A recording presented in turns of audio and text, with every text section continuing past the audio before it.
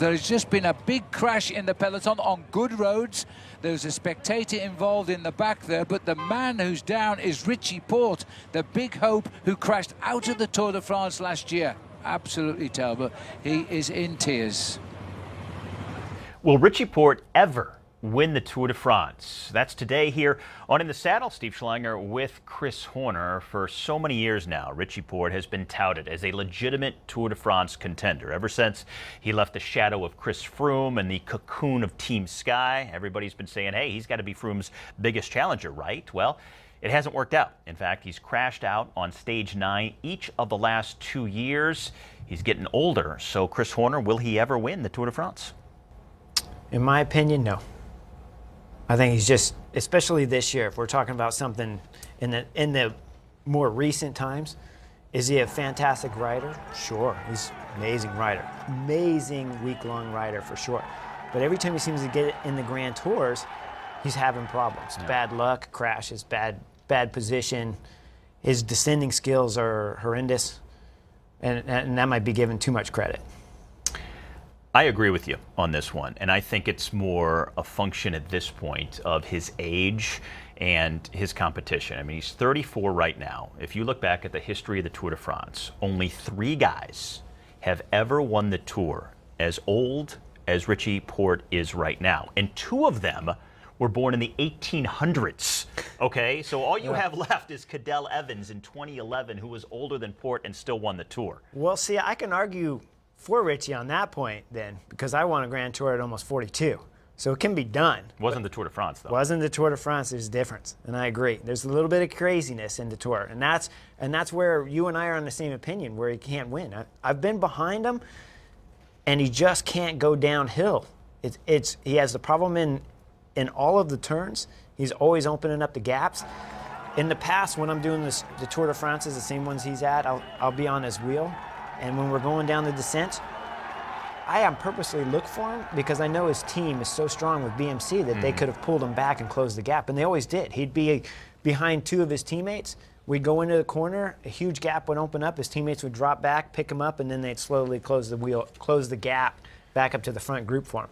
But he's not going to have that this year. He's not going to have teammates all around him with Trek that are going to be there on the second to last climb that are going to be able to get him back on. The other side of that argument, the devil's advocate, would be that he's had a lot of bad luck, all right? He's crashed out on stage 9 each of the last 2 years. He's had mechanicals. He's just had things go wrong, okay? So if he can somehow get past the crashes, if he can somehow have the good luck that he has missed out on and get to the second week and the second half of the Tour, maybe then the confidence grows and he can become that threat that everybody has always thought he would be.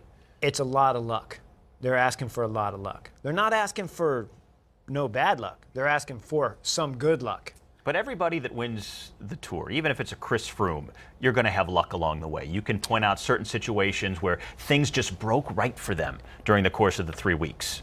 I think when it comes to luck at the Tour, you make your own luck. You do it with power, strength, your ability to go downhill, your ability to not be in the red so that you could see things happening before they happen. I'm sorry, the last crash that Richie Porte had, that was his fault. That wasn't bad luck. That was his fault. Well, that one, all right. But isn't the definition of luck something you can't control? I mean, people say you make your own luck, but I think it's more like you put yourself in position and luck just happens one way or the other. Otherwise, it's not luck. Folks, at home, what you don't understand, or what you may not understand, because a lot of you guys watching the bike races and understand everything from front to back, or at least believe you do. So, but what I'm here to tell you is, when you are in such good form and you're riding good, you can see things happening that you can avoid. So when you're not redlined and you have really good form and you're in the race and you're breathing good and you're riding 85, 95%, but you're not maxed out, you can see, oh, wow, that guy's getting close to the edge there. He might not make that turn. I got to back off and give a little more space here.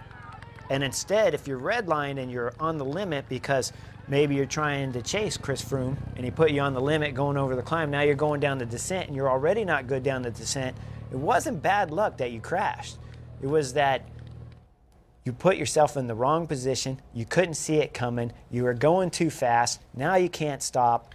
and it's over, and you just lost the Tour de France. Richie Porte has won other stage races where he has conquered the things you're talking about, where he's put himself in the right spots, where he's descended well, where he's been the best climber, where he's been good at the TT. He's done all these Absolutely, things. Now, 1 week. I know. I was going to say that. I was going to say 1 week is not 3, but he has done and accomplished the elements that you're talking about that are required to win the Tour de France. So what's to say that at some point here, he's going to put the whole package together for all 3 weeks? Well, now he has to put the whole package together, and then he still has to be better than the Sky Boys.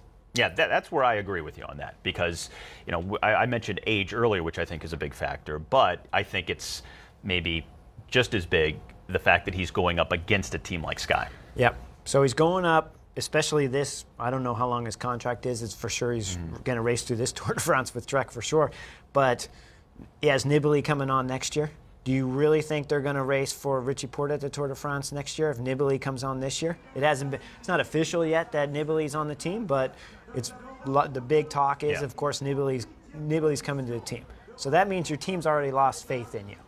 Okay, if they tell you they didn't, I'm telling you, they don't hire Nibali, and they're not going to use him at the Tour. They're bringing Nibali, they're going to use him at the Tour. Richie's already lost his leadership role. If he doesn't win the Tour de France this year, he ain't going to win it next year. Not with Trek, because they're going for Nibali. Well, my best advice I can give Richie right now, better get used to going for the Giro or the Vuelta, because the Tour is going for Nibali. Do you think that that's really going to be a factor in his head at this year's Tour? Because, I mean, Nibali won't be riding for Trek at the Tour this year. He's right now, every time something's printed that Nibali's coming to Trek, he knows that his job's on the line. So they don't have a huge budget. Trek doesn't have the budget to sign 2 massive players.